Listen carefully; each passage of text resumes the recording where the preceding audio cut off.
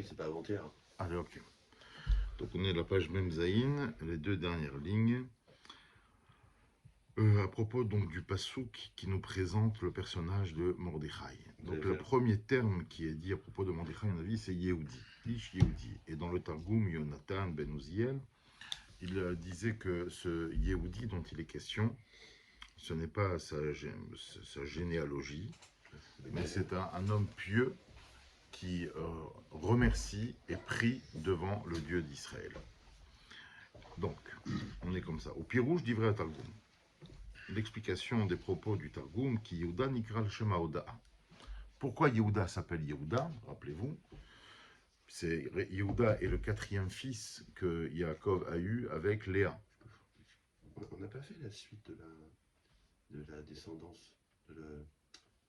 Pourquoi on Ouais, mais je vous l'expliquais oralement. Je vous l'expliquais oralement hier avec Shimi Ben Gera. Ouais, mais on va revenir dessus. On va revenir dessus. Alors, rappelez-vous que Léa, la femme tolérée, puisqu'on lui a fourgué comme ça à la place de Rachel.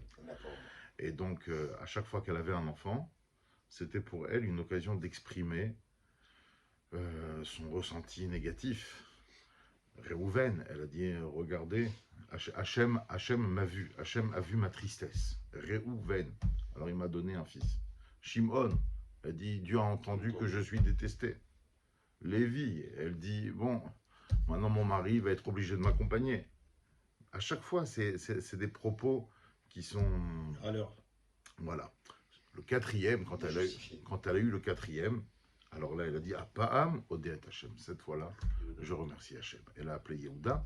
Et donc, les Juifs sont appelés au nom de Yehuda. Et donc, si on appelle Mordechai Ish Yehudi, c'est parce qu'il était quelqu'un de profondément reconnaissant qui avait pour priorité quotidienne de remercier son Créateur sur tout ce qu'il lui a occasionné dans sa vie.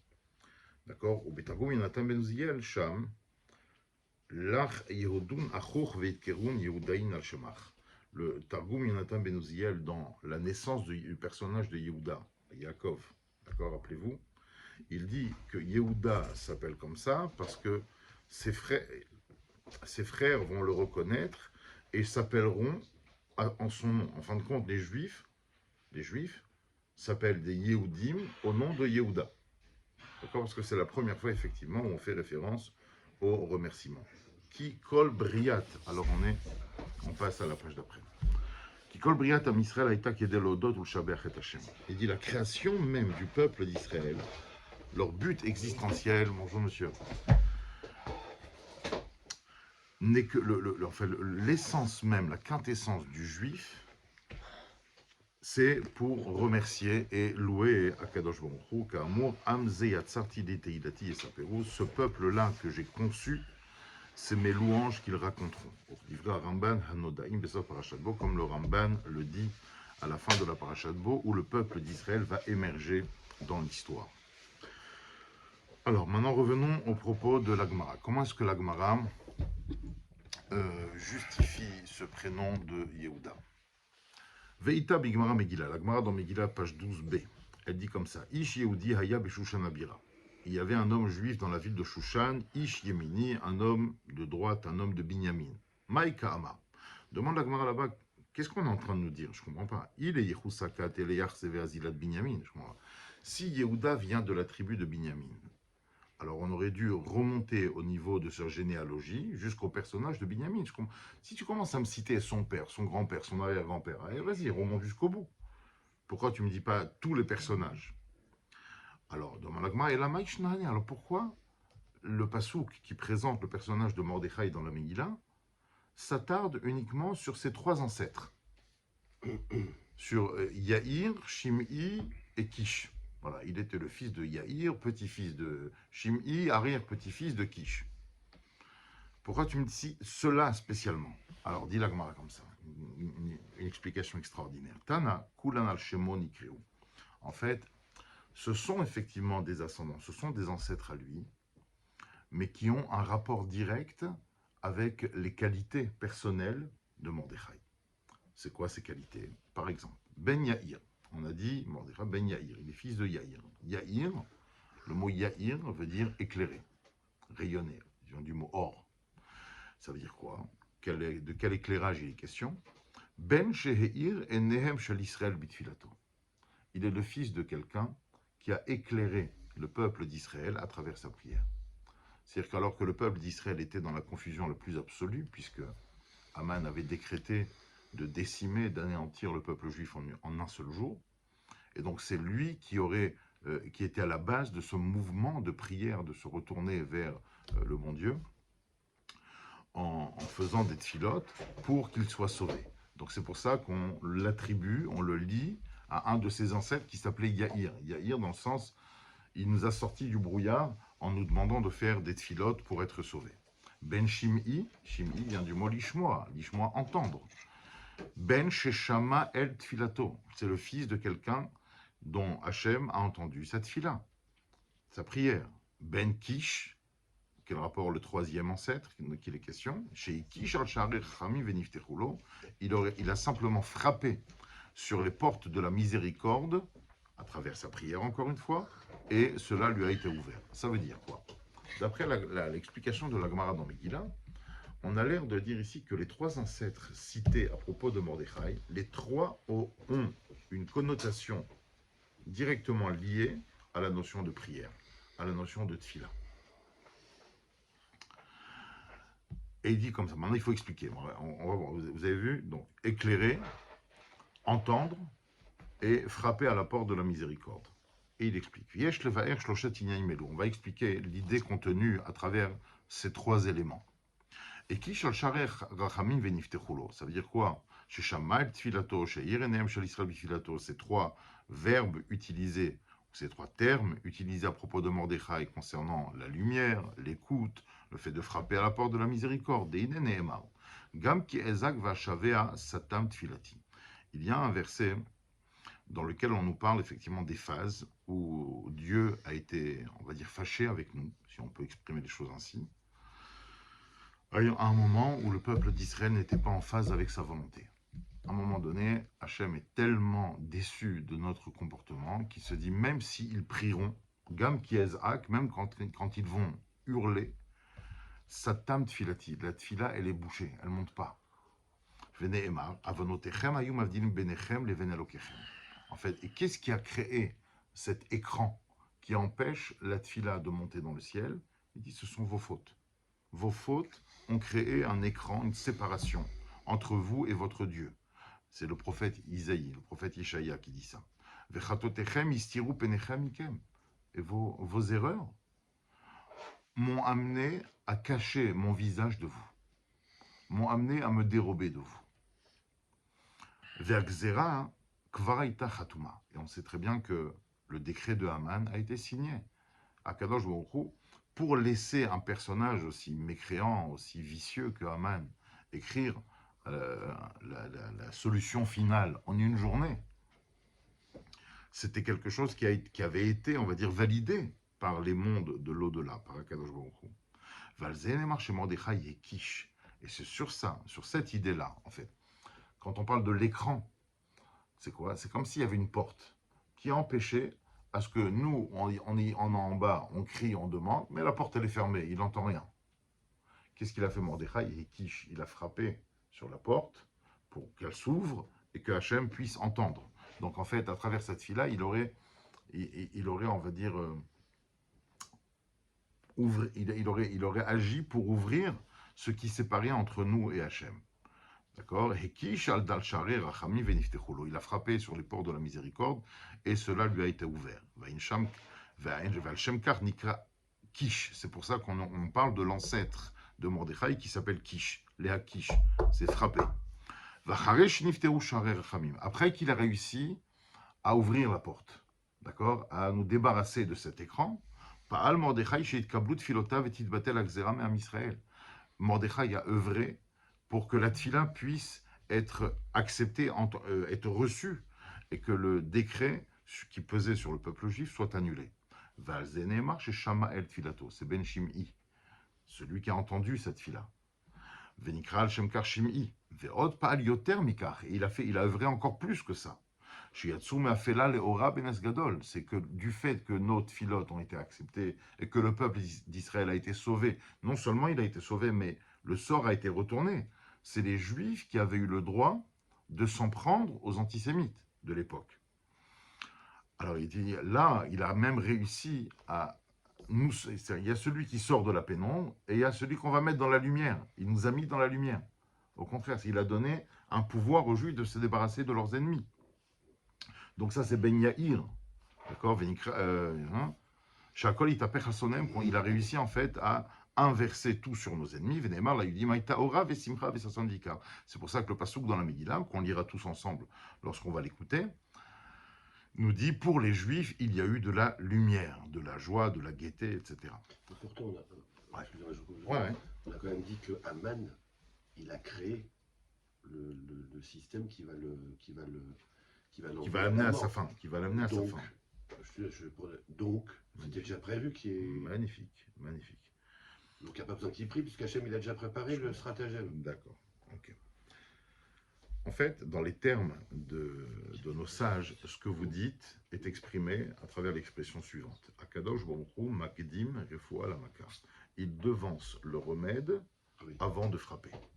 Il met en place le remède, d'accord, pas comme le corona. D'accord, il y a le corona d'abord. Après. Justement, ils étaient là, tout ça. L'ARN messager avant le. Est-ce que c'était efficace que le vaccin? La technique, elle existait. Voilà. Ouais. Alors voilà, c'est une technique, mais qui n'était pas spécifique. Non, pas voilà. Donc il a mis en place et il attend la prière pour. Alors Hachem, maintenant on dit que c'est ça le truc. C'est Hachem, quand il s'apprête à nous donner un coup, d'abord il met en place le remède. Maintenant, quand le coup arrive, c'est à toi de prendre le remède. Si tu ne le prends pas, tu ne vas pas guérir. D'accord? Donc il faut aller se faire vacciner. Ben là, c'est exactement la même chose. D'accord? C'est-à-dire que même si effectivement Aman a réussi, on va dire, à mettre en place une loi, ça fait partie de la législation de l'Empire perse. Il fallait que nous, on agisse. Si on n'avait pas agi, il aurait... Mais vous savez, c'était démoniaque, c'est diabolique ce que Aman a mis en place. En fait, Aman est loin d'être un personnage aussi visqueux, aussi vicieux, aussi grossier qu'on l'imagine. Il était brillantissime. Je vais vous amener vers quelque chose. Regardez, après, vous avez le droit de ne pas être d'accord avec moi, hein, mais c'est difficile de ne pas être d'accord.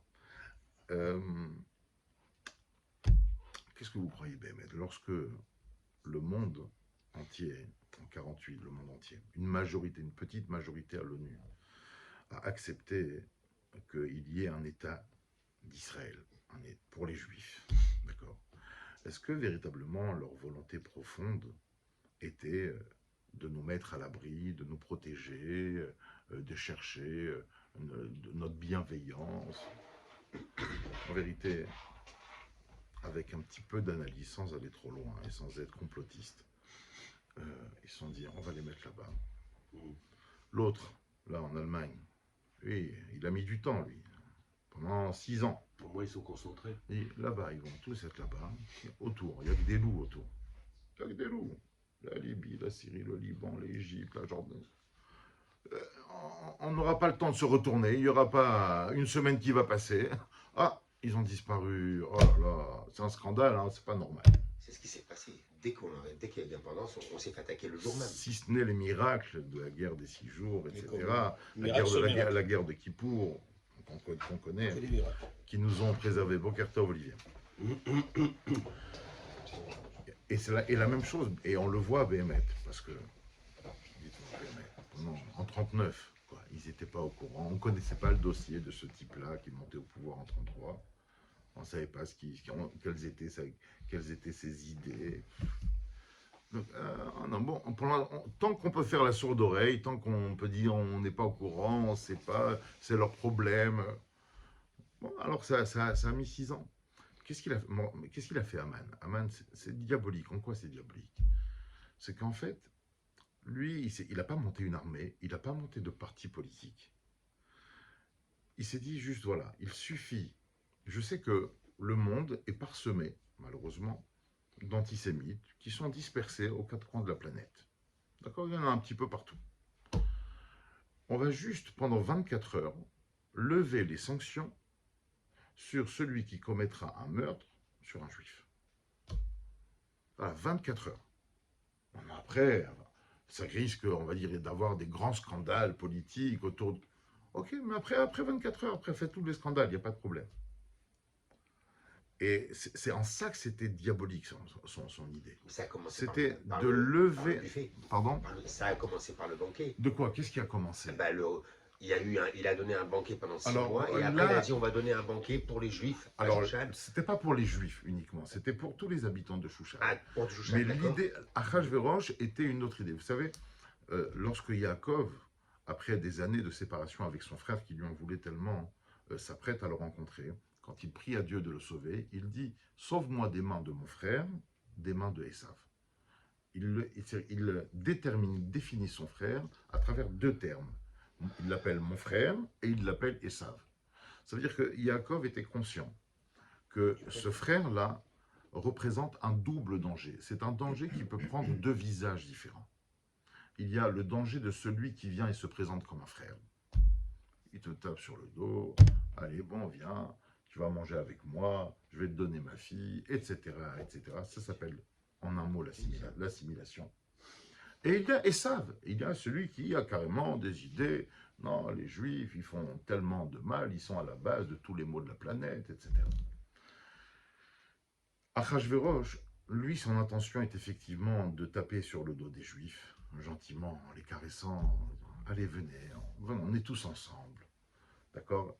On ne parle pas, on va dire, d'unité, mais d'uniformité plutôt. D'assimilation. Exactement. Alors que Haman était plutôt celui qui prend le visage de Esav. Voilà, l'agressif. Et en ça, on va dire, en tant qu'agresseur explicite, frontal du peuple juif, le plan qu'il avait mis en place était inévitable. Qu'est-ce que tu aurais pu faire en une journée? Il dit, tout se passe derrière, les médias ne sont pas au courant, il envoie ça à tous les bureaux du Rassemblement National, moi je ne sais pas, de l'époque, d'accord? Voilà, ce jour-là, messieurs, vous ne risquez aucune sanction, personne ne vous poursuivra en justice. Il fallait juste dire ça, même pas besoin de construire ni Auschwitz, ni Birkenau, ni... Il n'y a pas de camp, il n'y a pas d'expérience à la Mengele, Marché Mauvais Zikro, et toutes ces choses-là. Il faut juste lever la sanction. Voilà, vous risquez rien ce jour-là. 24 heures. C'est démoniaque ce qu'il a fait. Et en fin de compte, lorsque Mordechai a eu gain de cause, alors il a réussi à inverser les choses. C'est-à-dire qu'effectivement, cette loi qui permettait de lever la sanction par rapport à des crimes perpétrés une journée dans l'année, une journée dans l'histoire, s'est retournée contre les antisémites. Effectivement, c'est exactement ce qui s'est passé. Et c'est ça qui nous a mis en lumière. Tout d'un coup, les Juifs ont un droit de parole, ont un droit d'existence, ont un droit de se défendre, etc. En tout cas, c'est très joli parce qu'on voit qu'il y a plusieurs étapes. Mordechai a agi d'abord en réussissant à perpétrer, à ouvrir les portes qui nous séparent de Dieu, malgré nos erreurs. En deuxième temps, il a réussi à faire rentrer la prière auprès du trône céleste. Et troisièmement, il a réussi à inverser le sort et à nous donner à nous le droit d'exister au lieu d'être menacés, décimés et massacrés. Et ce qui est intéressant, c'est exactement ce qu'on dit. Je ne sais pas si je vous l'avais dit juste avant de partir en Israël. Vous savez, quand on fait à Rosh Chodesh, pendant les fêtes, le fameux passage « Ya'ale ve'yavo ». Oui. On dit « Ya'ale ve'yavo, ve'yagia, ve'yerae, ve'yeratse ». Ça veut dire quoi? Qu'est-ce qu'on dit ça? Ya'ale, d'abord que la prière monte, parce qu'il y a des écrans. Oui. Alors on veut qu'elle monte. Ve'yavo, et on veut qu'elle arrive jusqu'au palais. Pas juste qu'elle dépasse l'écran. C'est Hachem qui l'a fait. Ve'yavo. Ve'yerae, que le bon Dieu il jette un regard, une attention sur notre fila. Ve'ishama, et qu'elle soit entendue. Et qu'elle soit acceptée, ve'yeratse, de plein gré. Ve'ipaked, et qu'elle soit ordonnée. C'est extraordinaire. Cette fila qu'on dit comme ça très, très rapidement, elle est magnifique en vérité. C'est tout le cheminement nécessaire pour que nos prières puissent accéder jusqu'au trône céleste. Alors on finit cette partie.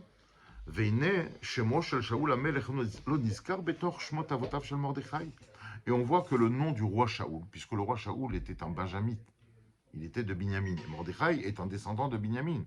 Et on voit que dans la généalogie de Mordechai, le nom de Shaoul n'apparaît pas. ואולי הטעם הוא מפני ששאול המלך חטא כשלא הרג את הגג, ובכך גרם לתלידת המן. En fait, rappelez-vous, qu'est-ce qui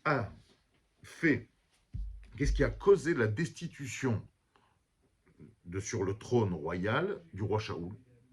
C'est que le bon Dieu lui a donné une mission. Il va falloir décimer Amalek. Et il n'a pas tué effectivement le roi de Amalek, parce que Shaoul avait, voilà, même s'il était, on va dire, complètement soumis aux ordres du divin, mais il y avait quand même une façon politique de réfléchir. Il s'est dit, si je décime tout le monde à 100%, on va m'attaquer sur tous les plans. Donc moi, je veux prendre Agag et on va le juger. Voilà, on va la faire classe. Il avait de la peine de tuer les belles bêtes et tout ça. Exactement, il a dit, voilà. Exactement. Et en fin de compte, la faille de Shaoul a été complétée par Mordechai. Puisque Haman était un descendant de Agag, donc du survivant de Shaoul, oui. Et c'est Mordechai qui va rattraper son erreur, qui va se débarrasser de Haman. En prison, il a fait. Hein? Agag en prison, il était avec la... Oui, mais il a eu... Après, Shmuel, il l'a tué. Mais c'est Agag, en fait, Shmuel, il est avec une fille dans la prison, voilà, qui a donné Haman. Ah, oui. Qui a donné naissance à des descendants qui vont donner Haman. Exactement.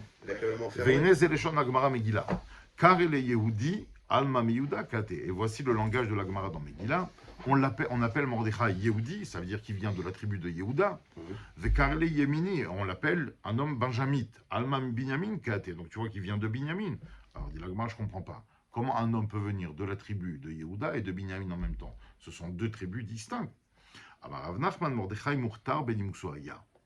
Il était habité, on va dire, d'une certaine noblesse. En fait, ce qu'on veut dire, Yehuda, c'est devenu la tribu royale, et de par sa mère, il était, on va dire, il avait du sang bleu qui coulait dans les veines. Il avait du sang royal de par sa mère. Et donc c'est pour ça qu'on dit Ish Yehudi. Et quand même une fille d'une famille royale se marie avec quelqu'un qui n'est pas de la tribu royale, il a en lui du sang bleu. Ça, c'est une première réponse. Mais son père venait de Benjamin, venait de Binyamin. Abba Rabba Barba Chanam Rabbi Yishmael ben Levi, Aviv Binyamin, Ve'imo Yehuda. Son père, Rabbi Yishmael ben Levi pense comme ça. Son père venait de Binyamin, sa mère de Yehuda, Ve'Rabanan Amre Mishpachot Midgarot Zobezo. On a vu, comme on a dit hier, les deux tribus se déchiraient l'appartenance de Mordechai. En fait, Yehuda disait, c'est parce que mon ancêtre David a épargné l'ancêtre de Mordechai que Mordechai est né, donc il est de chez nous. Et Binyamin disait que génétiquement, Mordechai vient de nous. Mais je veux juste finir avec un détail passionnant. En fait, Mordechai vient de Binyamin. Rappelez-vous, lors de la rencontre, la fameuse rencontre entre Yaakov et Esav, qui est décrite dans la Parashat Vaishlach, dans le Sefer Bereshit de la Torah. Lorsque Yaakov arrive face à Esav, Yaakov, le diplomate juif, très malin, très fort, qui était préparé à la guerre, au cadeau et à la diplomatie. Et dans le cadre de la diplomatie, qu'est-ce qu'il fait Yaakov? Il se prosterne. Il salue respectueusement Esav. On va la jouer comme ça. Et qu'est-ce qu'ils font tous les enfants de Yaakov? La même chose. Tous, ils se prosternent. Les femmes de Yaakov se prosternent aussi. Ils ont tous plié devant Esav pour sauver leur vie, bien entendu, on ne leur reproche pas. Il y en avait un seul qui n'a pas assisté en tant qu'être vivant à cette scène. C'était Binyamin, il était dans le ventre de sa mère. Et Binyamin, lui, ne s'est pas prosterné. Magnifique. Comme Binyamin va donner naissance des années plus tard à Mordechai, et qu'est-ce qu'on nous raconte sur Mordechai dans la Megillah? Il refusait catégoriquement de se prosterner devant le personnage de Haman. Ah, c'est bizarre, d'où il tient ça? Et Bémet, ça va encore plus loin. Si on va dans l'analyse quelque peu psychologique, Binyamin, rappelez-vous, n'a pas connu sa mère. Sa mère est morte lorsqu'elle l'a mis au monde. D'accord? Et vous allez voir que tout au long de l'histoire, à chaque fois qu'on nous raconte une histoire sur Binyamin, Binyamin a un côté, se différencie, on va dire, de tous les autres juifs de la planète, parce qu'il a un côté impitoyable. Il y a une histoire avec une... Bon, je ne veux pas vous raconter cette histoire maintenant, parce que d'abord elle est choquante et ce serait une bêtise d'en parler comme ça en quelques secondes. Mais en tout cas, on voit ce côté impitoyable chez Mordechai, Je ne me prosterne pas. Mais tous les rabbins de l'époque, mais t'es fou, quoi. Tu nous mets tous en danger, tu nous fais remarquer. Mais t'es un grand malade. C'est toi l'antisémite, en fait. C'est toi qui nous mets en danger. Et lui, il ne connaît pas ça. Il est quelque part impitoyable. La même chose pour aller au banquet. Le fameux intransigeant. Et cette intransigeance provient quelque part du fait qu'il n'a pas connu sa mère. Parce que l'indulgence, quelque part, l'indulgence qui se nourrit de toutes sortes de compassion, de sentiments, d'émotions, c'est la mère qui donne ça. Parce que l'être humain descend ce qu'on appelle de la matrice de la mère. Comment s'appelle la matrice? Le rechem. La matrice, c'est le rechem. Rechem, ah, c'est bizarre. Ça fait la même famille que le mot rachamim. Rachamim, c'est la miséricorde. Et Rav Moshe Shapira disait encore plus. Pourquoi rechem? Parce que c'est les mêmes lettres, rechem, c'est les mêmes lettres que machar. Machar, ça veut dire demain. C'est-à-dire que la mère, en mettant son enfant au monde par l'organe qui s'appelle le rechem, elle donne un lendemain.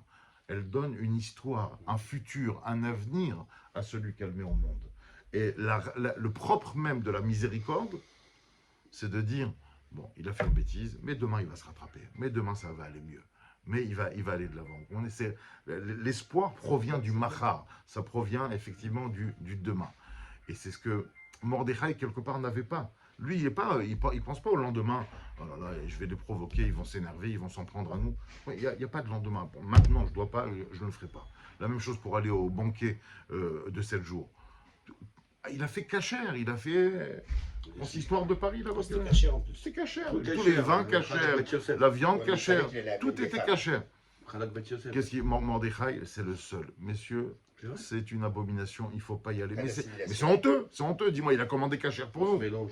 Non, on va se le mettre à dos. Il ne connaît pas. Lui, il ne connaît pas. Il a ce côté de benjamite qui ne connaît pas sa mère et qui ne connaît pas donc de miséricorde et qui a quelque part ce côté intransigeant.